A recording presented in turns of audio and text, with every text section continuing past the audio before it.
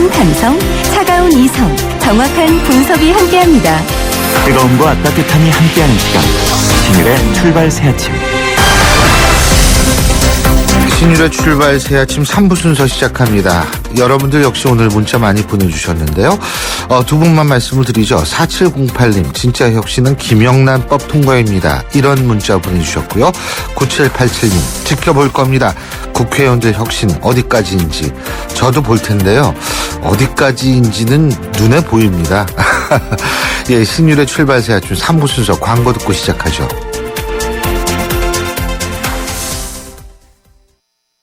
28글자로 백성의 눈을 뜨게 하겠다. 세종대왕의 혁신적인 생각.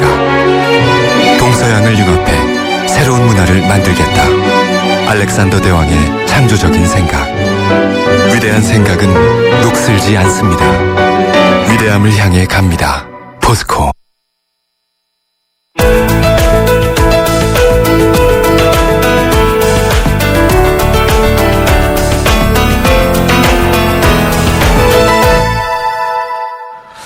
세상이 정말 흉흉합니다. 이 주차 시비로 이웃집 자매를 흉기로 수차례 찔러 살해한 사건이 발생을 했죠. 주차 문제로 이제 살해까지 이어지고 있다는 건데 정말 충격적이지 않을 수 없습니다. 이 사건과 관련해서 경기대학교 범죄심리학과 이수정 교수와 얘기 나눠보겠습니다. 이 교수님 안녕하세요. 네, 안녕하세요. 예, 이 일이 어떻게 된 거예요, 이거? 글쎄 이해할 수 없는 일이 일어났는데요. 예. 지금 11월 오후 4시께에 에쿠스 승용차를 타고 다니는 지금 이 피의자가 예. 일단 자기 차를 먼저 주차를 시키고 그리고는 이 이웃집에서 누군가 나오기를 기다린 것 같습니다. 사전에 미리 흉기까지 그 준비를 했던 것으로 보이고요. 그래서 결국은 옆집에 어떤 피해자 한 분이 차를 몰고 오니까 일단 그분을 이제 공격하는 와중에 그 동생분이 나오시고 그래서 지금 두 분이 사망에 이르신 것으로 그렇게 지금 보고가 되고 있습니다. 그렇군요. 그러니까 이건 계획적인 범행이네요. 사전에 미리 이제 흉기를 준비를 했고요. 그리고는 이제 피해자의 집 앞에서 피해자가 나올 때까지 기다려서 결국 상해를 일단 입히기 시작한 거니까 이것은 일반인들 기준으로 보면 계획적이다 이렇게 이제 봐야지만 되겠죠. 그리고 그 전날인가요? 언제 가서 그런 얘기까지 했다며요. 네. 이 죽여버리겠다. 또 한 번 우리 집 앞에 차를 대면은 이런 얘기를 했다고 그러지 않습니까? 네, 그거야 미리 이제 경고성 발언을 하고 그리고는 실행에 옮긴 것이기 때문에. 예, 일반인으로 보면 상당히 일관된 사전 경고와 그 이후에 지금 살해 행위로 이어졌기 때문에 이런 행동들을 계획적이다 이렇게 이제 볼 수가 있는 부분이 있는데요. 예. 문제는 이 사람이 이제 정신병력이 있었다 이런 사실들도 또한 밝혀지고 있어서. 이게 단순히 일반인의 행동의 기준으로 지금 이 행동을 볼 수 있느냐 그게 이제 문제죠. 제가 이제 그래서 여쭤보는 건데요. 첫째로 제가 여쭤볼 것이 뭐냐면 일반 사람들 같은 경우에 당신 죽여버리겠다 이런 식으로 얘기를 하고 실제로 그걸 실행에 옮기지는 않는 경우가 더 많잖아요. 왜 그러냐면 그래서 만약 사건이 발생하면 자기가 저지른 건지 뻔히 알 텐데. 그렇죠? 그러니까 만일 진짜 실행에 옮기려면 가만히 있다가 그냥 그 계획을 세우더라도 가만히 있다 그냥 습격을 하는 그런 방식 아니겠어요? 네, 그렇습니다. 예. 근데 지금 그러진 않았었죠. 예. 예. 그러니까 이 사람이 정신병력이 있다는 사실과 연관돼서 생각해야 되는 것이 타당하다 이렇게 볼 수 있는 건가요? 예, 지금 범행 동기가 상당히, 물론 주차 때문이다. 이렇게 일반적으로는 나오고는 있으나, 그리고 그 전에 있었던 다툼들이 주차 때문에 여러 번 시비가 붙었던 적이 있었던 것으로 알려져 있습니다. 예. 그런데 문제가 뭐냐면 이 사람이 앓고 있는 정신병력의 그 병명이 편집성 정신분열증이라고 지금 알려지고 있어요. 편집성 정신분열증. 네. 그리고 그것으로 병원에 최근에 입원을 2번씩이나 했다. 이렇게 이제 알려져 있습니다. 그렇기 때문에 지금 이 행위가 이 정신질환과 어떠한 유관성이 있느냐 이런 것들이 앞으로 이제 재판 단계에선 충분히 따져져야 될 것으로 보입니다. 그러니까 편집성이라는 거는 한 곳에 지나치게 집착을 한다는 거 아니에요? 한 문제에. 네. 그죠? 일종의 이제 피해 망상 같은 것이 생겨서요. 예. 그 망상이 너무 이제 뭐 집착이 심하다 보니까 현실 감각 능력에 있어서 어떤 판단력상의 결함이 이제 발생을 하게 되는 것이 일반적인데요. 예. 그렇기 때문에 이 범행 당시의 정신 상태가 만일 편집성 정신분열증에 근거한 상당히 그 상황을 판단하는 능력에 있어서의 결함이 있었다면 그렇다면 지금 이 100% 형사 책임을 묻는 부분이 조금 이제 가면이 되잖아요. 그렇죠. 문제가 될 수가 있습니다. 근데요. 또 한 가지는 뭐냐면 이걸 그러니까 이게 증명 가능한 건가요? 이런 병이요? 이 병은 충분히 정신질환들은 이제 정신과 전문의에 의해서 이게 증상이 있느냐 없느냐 이미 감별이 되어 있을 거고요. 병원에 입원을 2번씩이나 했기 때문에. 하지만 퇴원했다는 거는 다 나서서 퇴원한 거 아닌가요? 근데 문제는 이런 종류의 이제 정신질환이 생각보다 쉽게 이제 사라지지는 않는다는 겁니다. 감기처럼 뭐 약물 뭐 잠깐 복용해가지고 증상이 완전히 완치되지는 않기 때문에 지금 퇴원을 했더라도 뭐 일상생활에서 갈등이 심하고 또 망상이 심해지고 이러면 도로 또 재발을 하는 이런 형태로 계속 이제 증상들이 심해졌다가 또 약을 열심히 복용하면 좀 증상이 줄었다가 이런 이제 장기간 동안의 그 증상들이 있거든요. 그렇기 때문에 이번에도 만약에 퇴원을 해서 좀 나아졌다가 지금 또 이제 주차 갈등으로 인해 가지고 뭐 일종의 이런 본인의 피해의식 같은 게 이제 유발이 됐다면 그렇다면 지금 이런 사람들은 자기가 피해를 당했으니까 일종의 뭐 방어 차원에서 일종의 이제 보복 차원에서 공적 행위를 충분히 할 가능성이 없지가 않습니다. 그렇기 때문에 지금 약간 이해하기 어려운 것은 지금 CCTV를 통해서 보니까 그 사람을 사망에 이르게 하고 나서는 현장에 그냥 멀거니 기다리고 있었던 것으로 지금 확인이 되고 있거든요. 예. 사람을 사망에 이르게 한 사람이 현장에 그대로 있을 가능성은 굉장히 드물기 때문에 예. 그런 종류의 매우 부적절한 행위가 혹시 이 증상과 연관성이 없는가 이런 것들을 앞으로는 따져봐야지 될 것으로 보입니다. 그리고요, 또 한 가지는 뭐냐면, 정신병을 갖고 있는 사람들이 이런 살인이라든지, 강력범죄를 저지를 확률이 일반인보다 훨씬 높은 모양이죠? 아니요, 그렇지 않습니다. 그렇지 않아요? 대부분의 정신질환자들은 지금 이런 사건에 연루될 가능성은 굉장히 희박하고요. 실제로 범죄자 중에서 정신병력, 지금 정신분열병 등에 이제 책임을 조각할 만한 정신병력이 있는 경우는 거의 소수점 두 자릿수, 0.01% 정도 될 정도로 굉장히 희귀한 사건입니다. 그렇기 때문에 지금 이런 종류의 사건이 또 정신분열병을 가진 환자에 의해서 발생할 가능성은 굉장히 희박하나 문제는 이렇게 이제 폭력 행위가 가미된 행위를 하는 어떤 케이스의 경우에는 생각보다 꽤 오랜 기간 동안 이런 종류의 공격 행위에 연루될 가능성은 있는 거죠. 그렇기 때문에 이제 사소한 폭력 행위를 했을 때에 좀 더 집중 관리를 했다면 이런 종류의 심각한 결과가 초래되지 않을 수도 있지 않았을까. 왜냐하면 한 번 이런 형태의 문제를 발병을 하면 지속적으로 계속 이런 행위를 할 가능성이 높으니까 사소한 걸 막으면 심각한 거를 방어할 수 있는 그런 가능성이 있는 거죠. 예. 아니, 제가 이걸 왜 여쭤봤냐면, 네. 정신병 환자들에 대한 사회적 관념이 달라질 수 있지 않습니까? 통념이. 야, 정신병 환자들은 이렇게 이거 막 살인도 막 하고 그러니까 오히려 더 고립될 가능성이 있어서 여쭤본 거거든요. 그렇진 않습니다. 그러니까 일반인들이 저지르는 살인 범죄가 훨씬 많고요.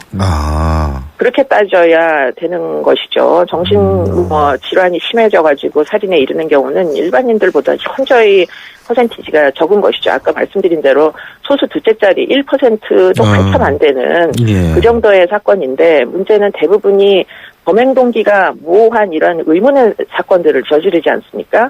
그러다 보니까 언론에서 워낙 많이 다루다 보니까 마치 발생률이 높은 것처럼 저희가 착각을 하는 측면이 있는 것이죠. 그렇군요.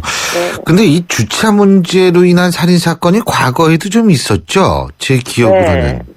알려져 있는 유명한 사건은 제가 기억이 나지 않습니다만 지금 이 주차 사건으로 뭐 상해를 입히거나 또 그로 인해서 사망에 이르거나 한 사건들이 꽤 많이 있고요. 그런 부분에서 이제 주차 공간을 확보를 공동체에서 해주면 그러면 이 민간인 당사자들끼리의 갈등을 줄일 수 있는 방법이 틀림없이 존재를 합니다. 그렇기 때문에 이런 부분을 이제 공동체적으로 어떻게 해결할 거냐 이걸 좀 논의를 해봐야 될 필요성이 있는 것으로 보입니다. 근데 제가 볼 때는 주차 문제 때문에 살인이 일어났다기보다는 이게 사실 만약 또 다른 이런 사건이 있다라고 가정을 했을 때는 사회적 스트레스가 그만큼 많은 상태에서 주차라는 사소한 문제로 폭발이 된다 이렇게 봐야 되는 거 아닌가요? 글쎄, 그럴 가능성도 높으나 일부 주거지의 경우에는 주차 공간이 틀림없이 문제가 있으니까 그런 문제는 일단은 해결할 방법을 한번 찾아보는 것도 그렇죠. 예, 대안이 된다고 보이고요. 지금 약간 주의가 필요한 게 이제 층간 소음으로도 이런 일들이 살인 사건이 많이 발생을 합니다. 또 주차 문제로도 이런 형태의 이제 사건들이 발생하고요. 이건 정말 아까 말씀하신 대로 일상생활에서의 스트레스가 살인 사건으로 이렇게 촉발이 되는 그런 사건들이니까 이 부분은 사실 갈등을 낮추어주면 충분히 대안이 없는 게 아닐 가능성이 높은 것이죠. 예, 주의가 좀 필요하다고 보입니다. 예, 잘 알겠습니다. 오늘 말씀 잘 들었습니다. 고맙습니다. 네, 감사합니다. 지금까지 경기대학교 범죄심리학과 이수정 교수였습니다.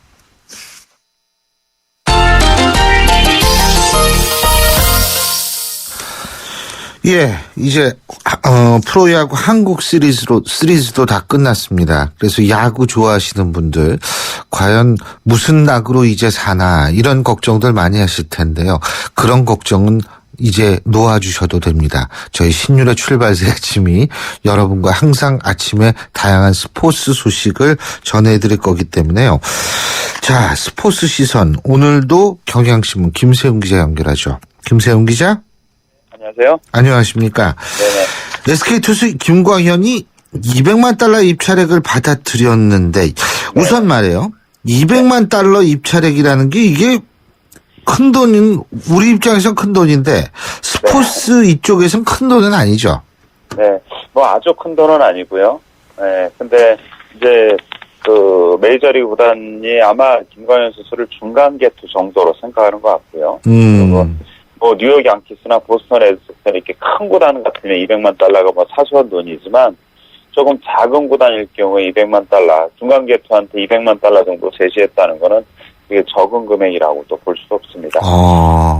지금 일단은 SK 쪽에 이제 메이저리그 구단이 지금 샌디에이고라고 지금 거의 밝혀졌는데요. 샌디에이고가 김광현하고 한 달 동안 우승 협상권을 갖는데 그래서 김광현하고 계약이 돼서 김광현이 데려갈 경우에 그 샌디에이고 구단이 SK 쪽에 김광현 선수를 데려가는 대가로 200만 달러, 우리나라 돈으로 한 20억은 조금 더 되죠. 그거를 지불하겠다라는 거고요.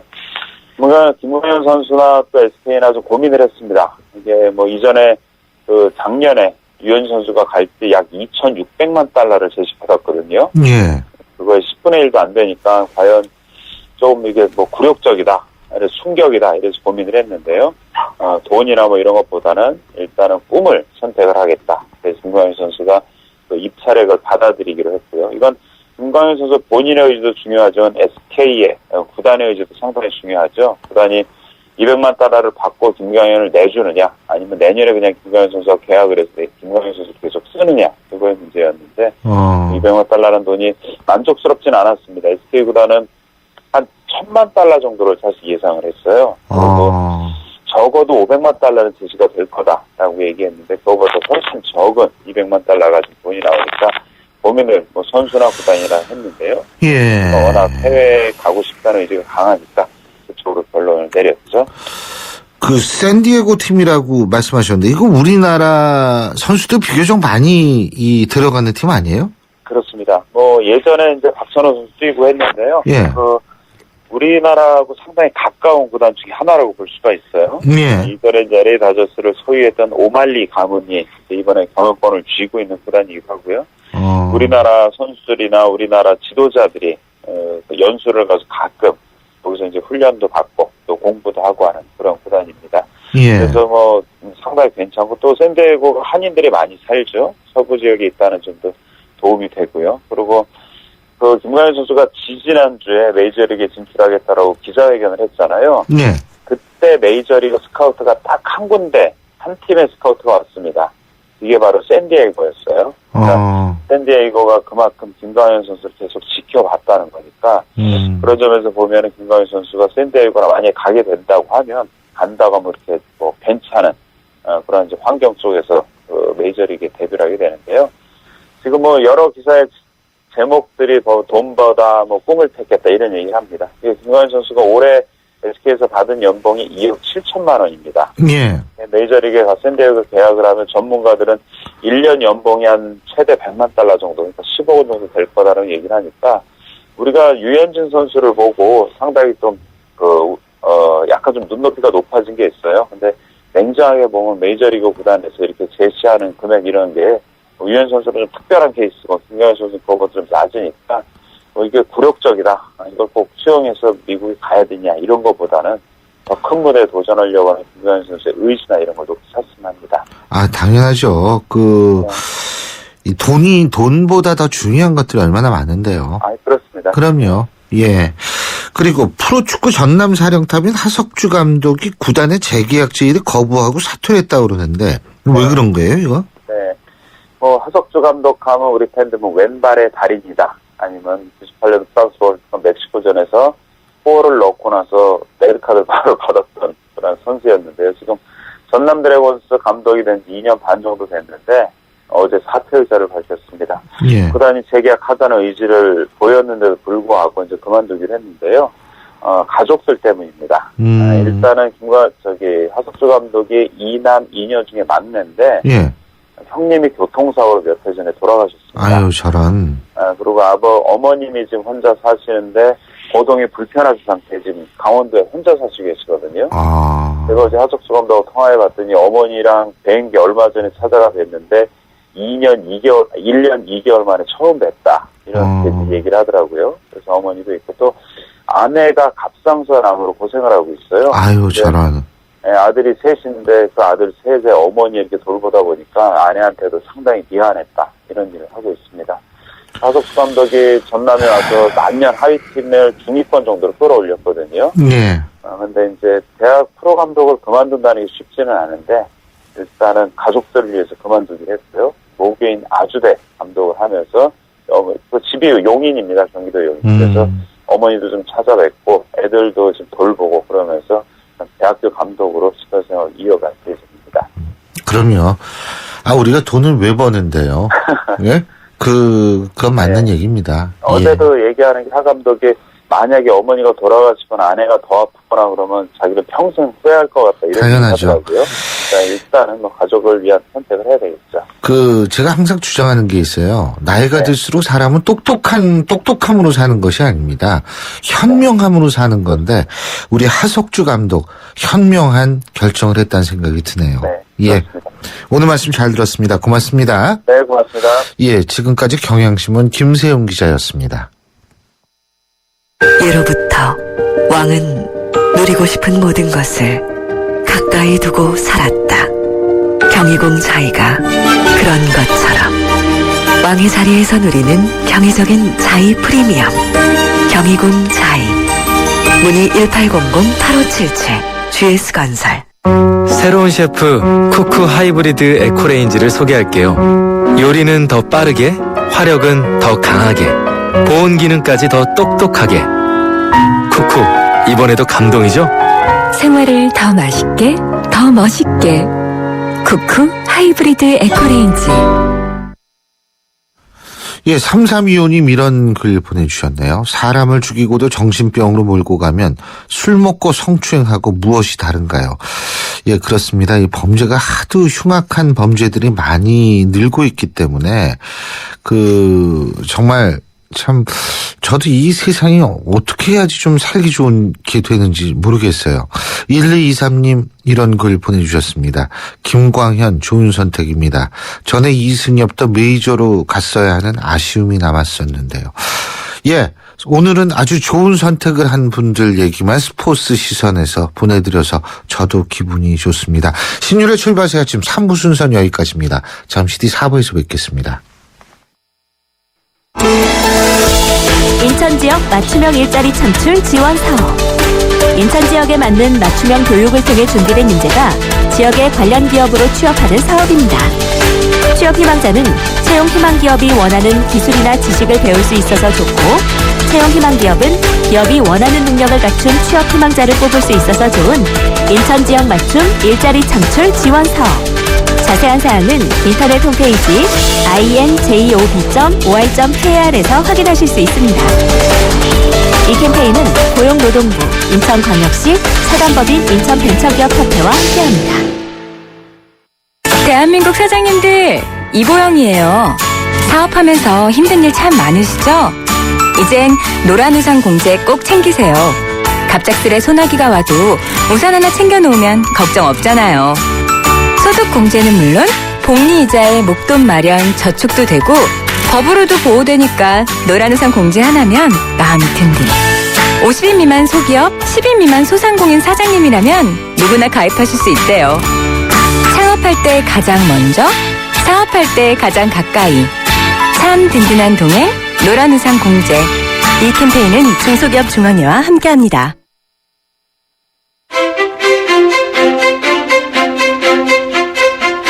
여러분은 지금 신율 교수가 진행하는 출발 새 아침을 듣고 계십니다. 신율의 출발 새 아침 4부 광고 듣고 시작합니다.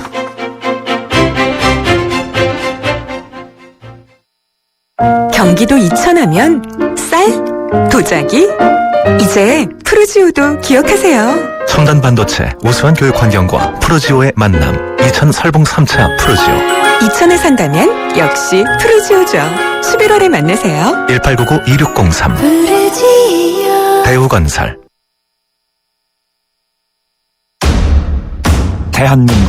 대한민국을 고발합니다. 대한민국을 고발합니다. 우리나라 참 고발할 게 많습니다. 매일매일 고발할 게 터지는 게 지금 대한민국인 것 같은데요. 자, 얼마 전에는 서울대학교 수학과의 교수가 세계 수학자 대회에 일을 돕던 인턴 여학생을 성추행한 혐의로 지금 이 조사를 받고 있다. 그런데 어제는 또 전직 검찰총장이 골프장 직원을 성추행한 혐의로 검찰 조사를 받고 있고, 이분은 혐의를 완전히 부인하고 있습니다. 그런데 골프장과 관련한 일이 얼마 전에 또 있었죠. 바로 박희태 전 새누리당 대표가, 한나라당 대표가 골프장 캐디를 성추행한 혐의로 역시 검찰 조사를 받고 있습니다. 이거 도대체 왜 이런지 모르겠습니다만, 이 검찰 조사 받고 있는 전직 검찰의 수장들, 그리고 순환을 받고 있는 골프장 종사자들, 이런 문제들을 어떻게 봐야 할지, 물론 거듭 말씀드리지만 수사가 끝나지 않아서 사실로 드러난 일은 없습니다. 그렇기 때문에 이런 의혹들이 왜 불거지는지를 오늘 좀 알아보는 시간을 갖겠습니다. 지금 이 자리에는 이성종 민간서비스연맹 정책실장, 그리고 참여연대 안진걸 협동사무처장 두 분 나와 계십니다. 안녕하십니까? 네, 안녕하십니까? 네, 반갑습니다. 먼저 서비스연맹은 어떤 데입니까? 우리 이성종 실장께서 좀. 저희 단체는 서비스 산업에서 공공 부문을 뺀 나머지 민간 부문에 있는 유통업종이나 골프장 업종이나 호텔 업종이나 또는 외식 업종에 있는 노동조합들이 이제 가입하고 있는 노동단체입니다. 네. 그렇군요. 뭐 대표적으로 백화점, 마트 노동자들 있잖아요. 최근에 영화 카트 때문에 카트. 굉장히 이제 춤을 끈데, 우리 이성종 실장님이랑 같이 일하는 분들이 여성 사무처장님도 계신데, 그분들이 그때 직접 마트 노동자였다가 잘리신 분들입니다. 이른바. 그래서 그렇군요. 정말 같이 영화 보는데 옆에서 내내 우시더라고요. 예. 오늘 마침 카트 영화가 개봉하는 날입니다. 오늘 개봉한 날이군요. 예, 수능 날에 맞춰서. 특히 이제 감정이입이 잘 되죠. 특히 본인이 그렇게 그런 일에 당하면. 마트 노동자분들은 그 영화 보고 다 우세요, 막. 그럼요. 예. 근데 골프장 종사자분들도 서비스 연맹에 소속도 있는 거죠? 예, 소속이 돼 있는데요. 과거보다는 많이 좀 줄었습니다. 왜요? 이 노동법상 근로자로 인정하지 않는 대법원 판례들이 좀 나오기 시작하면서. 또 개인 사업자다? 그렇죠. 예. 과거에는 사실 이제 근로계약서를 작성하고 예. 정식적으로 이제 들어가서 근로자로 인정받고 일을 했던 그 시기가 있었는데요. 어느 순간부터는 이제 사업주들이 이 노동법상 책임을 이제 회피하기 위한 목적으로 사업자, 개인 사업자 등록을 하게 하고 해서 지금은 그렇게 많지는 않습니다만은 아직은 저희 연맹에 이 캐디 조합원분들이 많이 남아 있습니다. 아니 근데 무슨 책임을 피한다는 거예요, 그러니까? 노동법에는 사업주들이 이제 져야 할 책임들이 많이 있거든요. 예. 예를 들어서 4대 보험을 가입한다든가 또는 이 근로자에 대한 여러 가지 그 법적인 문제들에 대해서 보호해야 될 의무나 이런 것들이 있는 건데요. 그런 것들이 이제 사실은 경비가 들어가는 문제이기도 하고, 그래서 이제 그런 것들을 줄이기 위한, 회피하기 위한 방법으로 네. 개인 사업자 등록을 내고 이렇게 하게 됐죠. 대표적으로 보험 설계사, 대리기사, 학습지 기사, 학습지 교사, 학습지 교사, 예. 우체국 택배 노동자 이런 분들이 다 개인 사업자로 분류되는데 그렇죠. 우리가 딱 보기에는 그냥 근로자들인데 집차도 근데 일종의 그러면 이제 단체협약 같은 거 안 해도 되고 단체 교섭 안 해도 되고 그리고 무슨 골치 아픈 일 산재 발생해도 사업장 산재로 기록 안 되고 이제 이렇게 골치 아프니까 다 떠넘기는 건데 좋은 형태는 아닌데 방금 이제 이게 전 핵심이라고 생각하는데 그래서 결국 골프장 경기 보조원 선생님들이 노조도 만들 수 없고 개개로 흩어져 있으니까 결국은 권력층에 의한 가불관계한 성추행 또는 성희롱에 이렇게 노출되어 있는 게 더 심해졌다 이렇게 보고 있습니다. 그 상당히 열악한 상황에서 일하고 계시죠. 전 골프를 전혀 안 치기 때문에 사실 그걸 몰라요, 제가. 골프를 지금 500만 명이 치는데 우리 교수님하고 여기 저희들은 안 치고 있네요. 골프 차도 안 잡아본 사람이거든요. 예. 하리채는 좀 많이 잡아봤습니다만. 근데 이분 일하는 상황이 굉장히 열악하죠, 이분들. 이 캐디 분들이 일하는 상황에 대해서 사실 일반 국민들은 잘 모르죠. 예. 골프장에 가서 이제 골프를 즐기는 분들은 이제 자세히 아시겠지만, 근데 이제 인터넷 같은 데 이렇게 검색을 해보면 골프장 캐디가 단시간에 이제 돈을 많이 버는 직종으로 이렇게 이제 얘기들은 하지만 실제 일하는 상황은 굉장히 또 다르게 열악한 상태 속에서 일을 하고 있는 것으로 이제 알려져 있고요.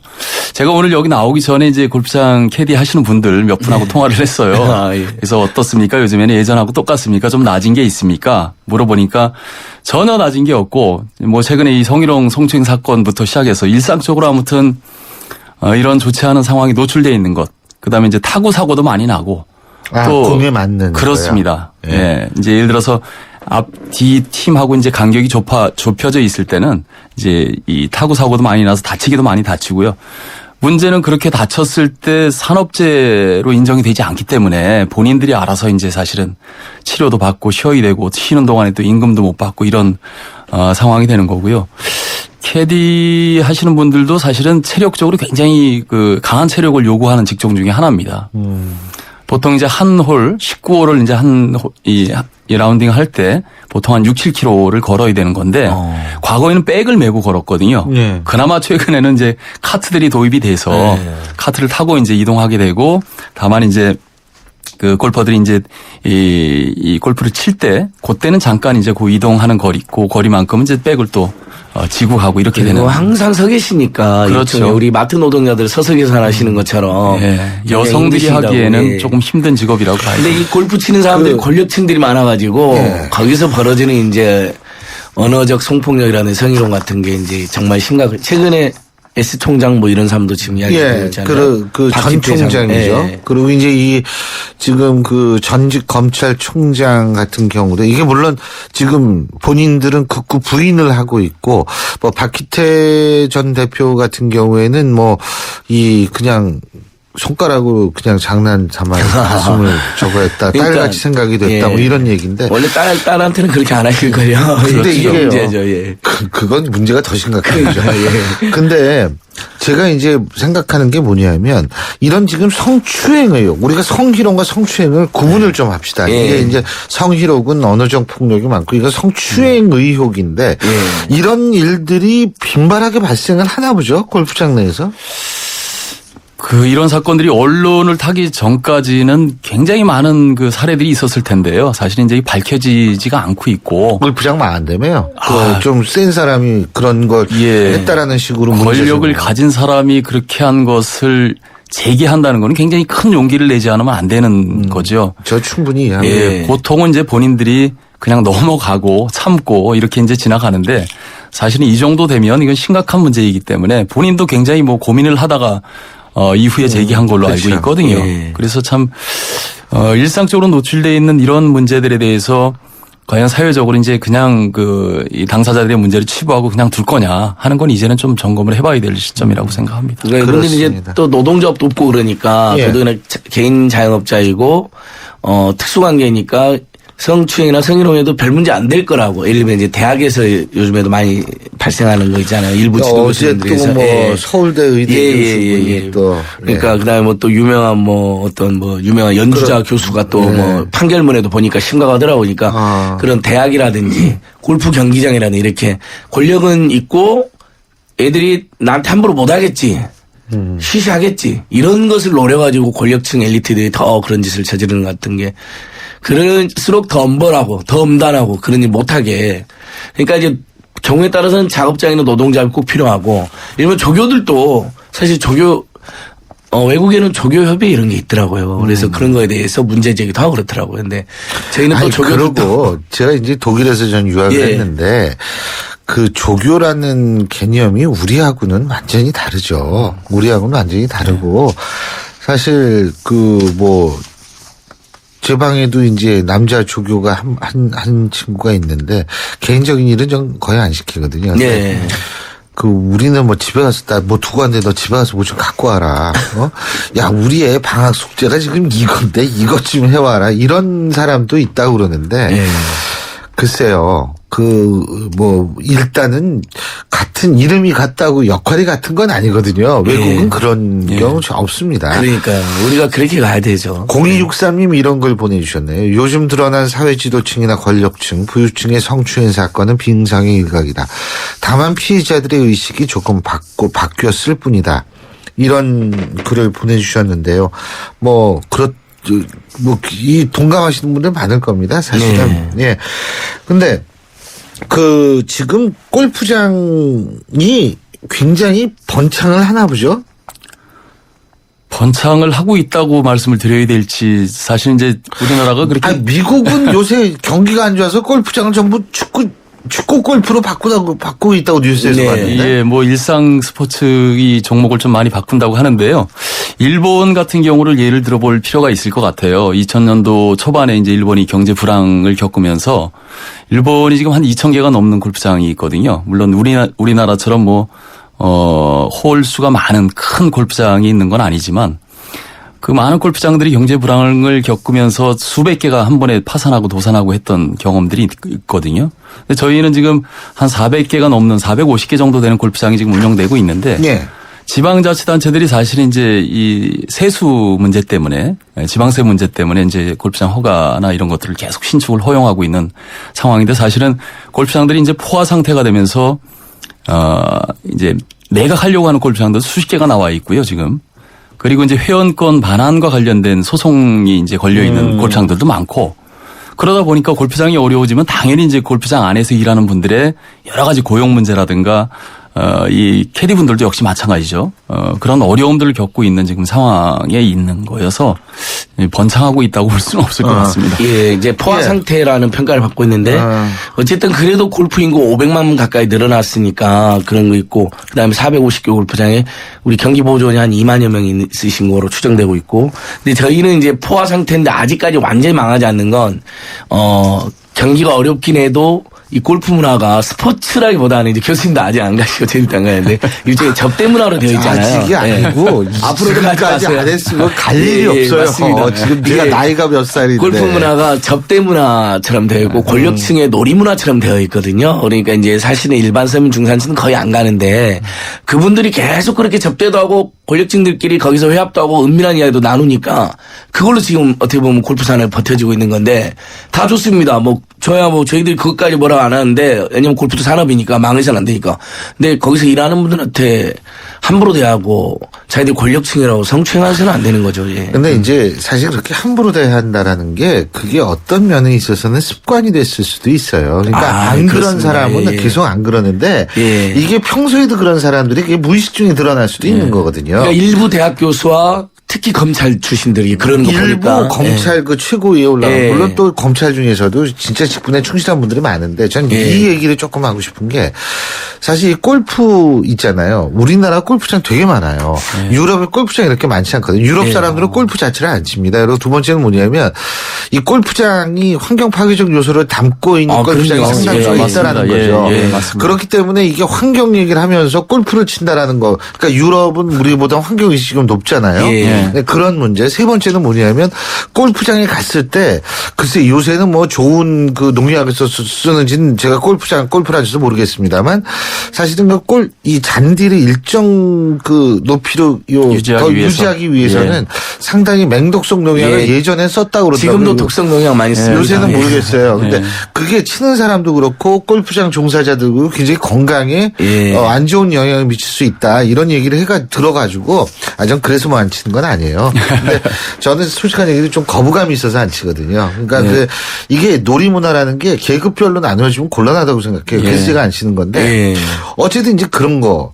그래서 근데 이 골프장 그러니까 요번에 문제됐던 사람들 이런 것들도 제가 볼 때 평소에 그런 문제 의식이 있었던 분들은 조심하겠죠. 근데 처장님 참여연대도 좀 많이 그런 사건 그럼 저희들한테도 연락이 오죠. 꼭 골프장 문제가 아니고. 그럼요. 그러니까 주로 이제 권력층들에서 벌어지는 그리고 권력층들은 어떻게 되냐면요. 힘이 세기 때문에 그런 문제 제기를 압살하기도 하고 그런 문제 제기가 있었을 때 예를 들면 돈으로 이렇게 해결한다든지 또는 언론에 안 나가게 한다니 이런 다종다양한 방법이 있으니까 아까 어느 청취자께서도 문자로 그게 빙산의 일각이라고 이야기하시지 않았습니까? 그런 실제로 빙산의 일각이라고 저도 생각하고 제가 남녀고용평등법에 이런 데 보면 성희롱 예방교육 같은 게 의무화되어 있긴 해서 예전보다는 남성들 인식이 많이 바뀌었잖아요.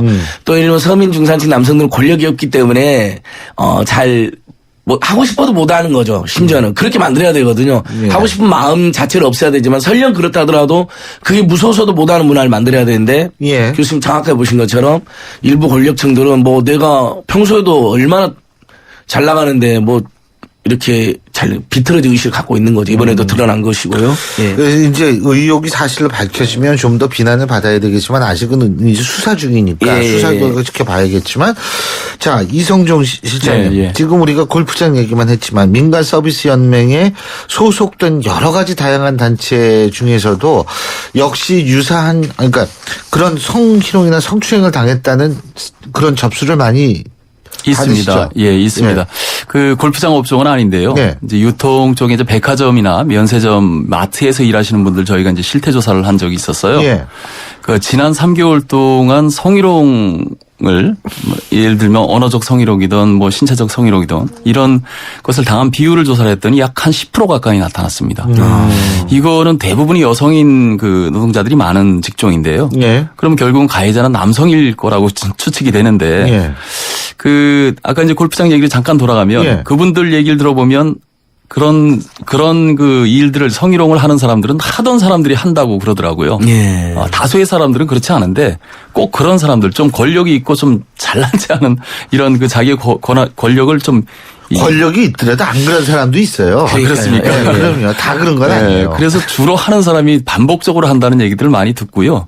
그런데 이제 그래서 이제 그런 사람들이 소문이 나면 그 손님과 같이 이제 라운딩을 안 나가려고 피하기도 하고 뭐 이런 그 경우도 있었다고 합니다. 그래서 저희 서비스 산업 쪽은 이런 사례들이 굉장히 좀 많이 노출이 돼 있다고 보면 될 것 같습니다. 그러니까 저는 도박하면 폐화망신한단 말 있잖아요. 교수님. 우리 서민적인 풍모의 우리 교수님. 근데 저는 성희롱하면 폐화망신 나간다. 이게 딱 사회 자리 잡아야 돼요. 해서도 절대 안 되는 일이지만 서서히 자리는 잡고 있어요. 그러니까 아예 폐화망신 당하고 삼족이 멸하는 범죄는 아니지만 아무튼간 이 사회에서 추방당한다. 아예 영원히 추방당한다. 이런 생각 갖고 살게 만들어야 됩니다. 그게 이제 서서히 우리나라에서도 이제 그런 게 자리 잡고 있고 사실 저도 딸 둘 키우는 아버지로서 상당히 그런 생각을 많이 하는데 근데 아까도 말씀드렸지만 뭐 권력 가진 사람이 다 그런 건 아니에요. 예를 들면 국회의원 우리나라 300명이잖아요. 300명 하나하나가 다 문제는 아니거든요. 안 그런 사람도 많죠. 뭐 안 그런 사람도 많아요. 근데 문제 있는 사람만 눈에 띄어서 그런 경우가 있는데 지금 참여연대 같은 데나 아니면 저기 이렇게 그 노조 연맹 노조 같은 데 이렇게 신고가 접수되면 신고를 하시죠? 예, 그럼요. 예. 제가 이제 주로는 다행히 혹시 청취자들 여성분들이 우리 한국 여성민우회라고 하는 단체가 있고요. 또 여성단체연합, 여성의 전화, 그리고 성폭력 상담소 이렇게 크게 이런 단체들이 정말 그 시민사회에서 주요 구성원이면서 특히 어떤 폭력이라든지 이런 성추행적 상황에 직면했거나 당한 분들을 위해서 아주 잘 상담을 해주고 계십니다. 보호까지요. 그래서 여성민우회, 여성단체연합, 여성의 전합, 성폭력 상담소 이 4개만 기억하셔도 혹시라도 어려운 일 겪으시면 바로 연락하시면 됩니다. 예. 그러니까 이게 지금 근데 사실 아까 우리 이 실장님도 말씀을 하셨습니다만 이 지금 실제로 직장 내에서 그런 걸 겪어도 직장 내에서 겪었기 때문에 잘릴까봐 특히 이제 비정규직일 경우에는 얘기를 더 못하는 경우가 많지 않나요? 그렇습니다. 뭐 그 본인이 당한 거를 제기하려면 정말로 용기를 좀 내서 그런 일이 다시 재발되지 않도록 하는 그런 그 용기를 내야 되는데요. 실제 제기한다 하더라도 그것이 이제 회사 내에서 온전하게 처리가 잘 안 되기도 하고 그냥 묻힐 가능성이 굉장히 크죠. 그리고 또 더더욱 이제 계약직 이 비정규직인 경우에는 사실은 이제 계약 해지당할 걸 각오하고 할 수밖에 없어서 거의 그냥 본인들이 사실 이제 참고 많은 경우가 대다수인데요. 최근에 이제 법안 발의된 것 중에 하나 의미 있는 법안이 있습니다. 고객에 의한 성희롱이 발생했을 때 그것도 참으라 그러잖아요. 아닙니다. 이제 안 그래요, 이제? 지금은 이제 좀 진보해서 그런 사건이 발생이 되면 사업주가 가해자에 대해서 사법 처리할 수 있도록 하는 내용의 법안이 지금 발의가 돼서 그런 것들이 빨리 통과가 됐으면 좋겠습니다. 맞습니다. 그게 안전한 사회를 만드는 그런 것도 안전사회의 법안이에요, 사실은. 최근에도 어떤 유명한 출판사에서 정규직 전환을 앞두고 있는데 참다가 이렇게 사회 알린 사례가 있고. 그랬을 거야, 아마. 그러니까 결국 이 비정규직이나 계약직 분들은 정규직 전환이 이제 일종의 너무너무 중요한 삶의 목표인데 그것 때문에 참게 되는 거죠. 그걸 악용해서 또 나쁜 짓을 하는 사람이 있는 거고.